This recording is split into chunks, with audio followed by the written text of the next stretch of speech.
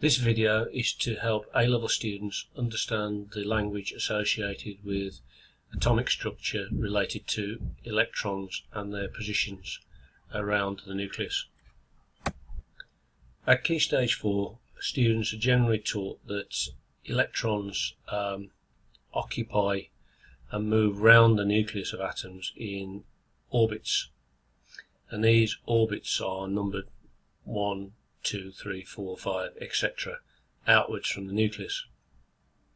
At A level, we define these orbits more accurately as electron shells, and instead of us thinking of as an orbit, what an electron shell is actually is an area of space surrounding the nucleus of the atom.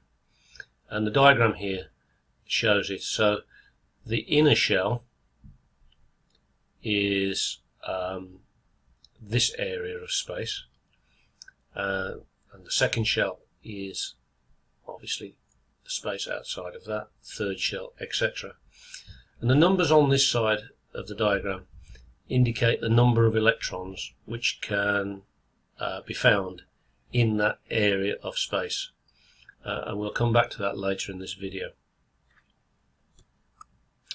So much like Key Stage 4 again, the electron shells are numbered from the nucleus outwards, but this number is actually given a definition, and it's called the principal quantum number, often given the symbol n. So the first shell, in this case in the diagram the inner shell, is shell 1 and has a principal quantum number n equals 1. The second shell is shell 2 with the principal quantum number 2, etc. Now, electrons just don't float willy-nilly in these areas of space or these shells. They actually occupy discrete, what we call orbitals. So electrons within the shell, the area of space, occupy orbitals, and there are 4 types of orbital that you need to know about for A level. There are s orbitals, p orbitals, d orbitals, and f orbitals. And in most A level syllabuses, you are expected to know the shapes of the s orbital and the p orbital, but not the d orbital or the f orbital. So the s orbital is spherical in shape. Note spherical because we're thinking in 3 dimensions here.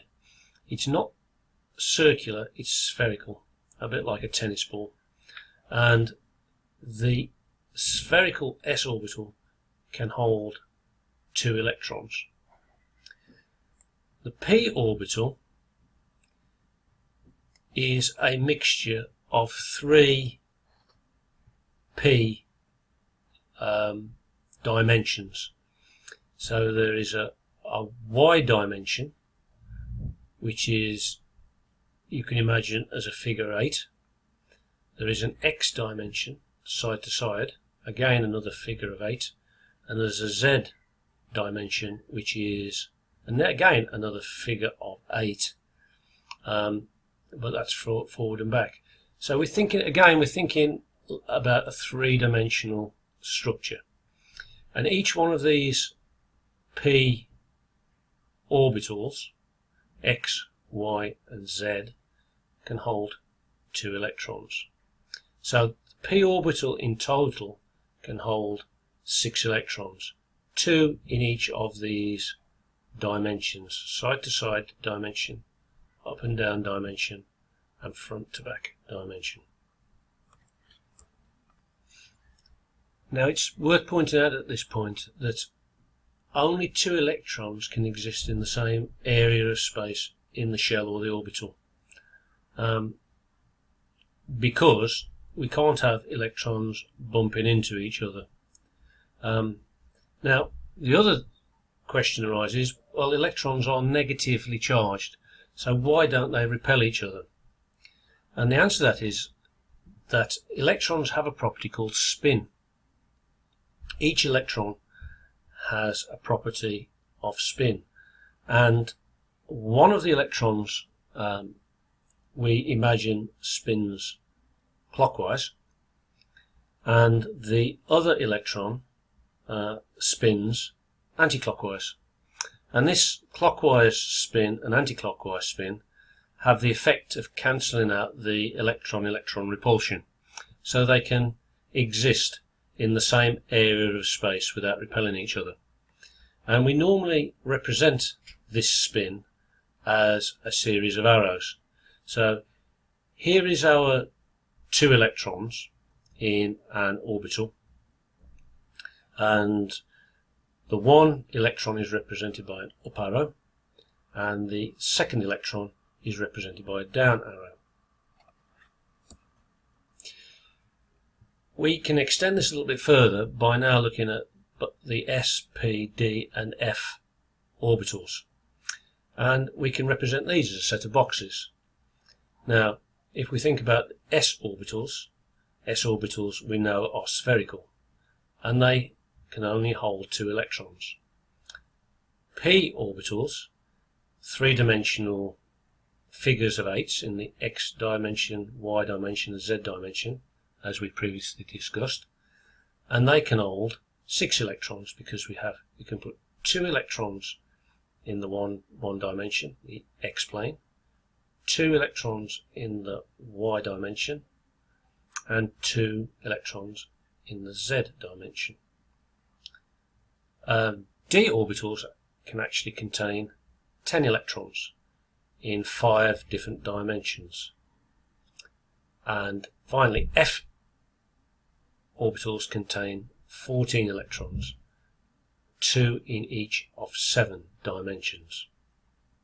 And as I previously said, you will not need to know the shapes of the D orbitals or F orbitals for the scope of A-level chemistry. We now come on to the concept of subshells. So we know that electron shells contain groups of electron orbitals, but we now often refer to these orbitals actually as subshells. So for all intents and purposes we can say an orbital is a subshell. So if we look at the diagram, this will help us explain. So if we consider the first shell, principal quantum number 1,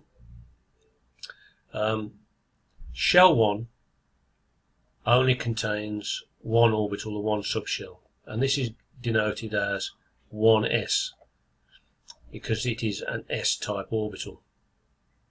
So we have an orbital, a 1s orbital, a 1s subshell, and it can contain obviously 2 electrons as previously discussed. If we move on to shell principal quantum number 2, shell 2 can contain 2 types of orbital, an s orbital and a p orbital. So the s orbital we denote as 2s because it's an s orbital but is in shell 2, and p orbital we denote as 2p because it's in the shell number 2, n equals 2, and so we have a 2s orbital and a 2p orbital, which we refer to as a 2s subshell and a 2p subshell. And if we look at the shell overall, the n equals 2 shell overall, we can see we can have 2 electrons in the s orbital, and we can have 6 electrons in the p orbital. So overall, the n equals 2 shell can contain 8 electrons. 2 of those electrons are in the s orbital, or s subshell, and 6 of them are in the p orbital, or p subshell. If we now move on to the n equals 3 shell, we have 3 orbitals. We have an s orbital, denoted 3s. We have a p orbital, denoted 3p. And we now have a d orbital, denoted 3d. And again, if we look at the electrons that the n equals 3 shell can contain overall, well, we can have 2 electrons in the s orbital, or s subshell. We can have 6 electrons in the p orbital, p subshell. And we can have 10 electrons in the d orbital, or d subshell. So in total, in the n equals 3 shell, we can hold 2 plus 6 plus 10, which is 18 electrons overall. We now move on to the concept of electron energy levels, and it's best summarized in this diagram. If we look at our subshells, I've drawn them out in this diagram because they have varying energy levels. Shells closest to the nucleus are at a lower energy than shells farther away. But within those shells, we already know that we have orbitals which we can call subshells. So if we consider the subshells within the shells, we get this hierarchy. So n equals 1 has one subshell, which is a 1s subshell, which is at the lowest energy. N equals 2 has 2 subshells, the 2s subshell and the 2p subshell. The 2s subshell is slightly lower energy than the 2p subshell. We move on to the n equals 3. We have 3 subshells, s subshell, p subshell and d subshell. And this is where we have a confusion. If we move on to the n equals 4 shell, it's made up of 4 subshells, S, P, D and F. But here's the thing, as we move away from the nucleus, these shells, the outer shells, start to overlap each other. So the n equals 4 shell overlaps the n equals 3 shell, in as much as the 4s subshell is effectively closer to the nucleus and at a lower energy level than the 3d subshell, which means that electrons in the 4s subshell would have less energy than the 3d electrons because they are effectively farther away from the nucleus.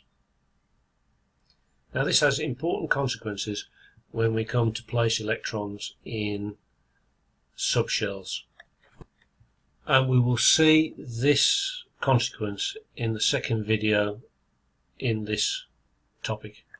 Thank you.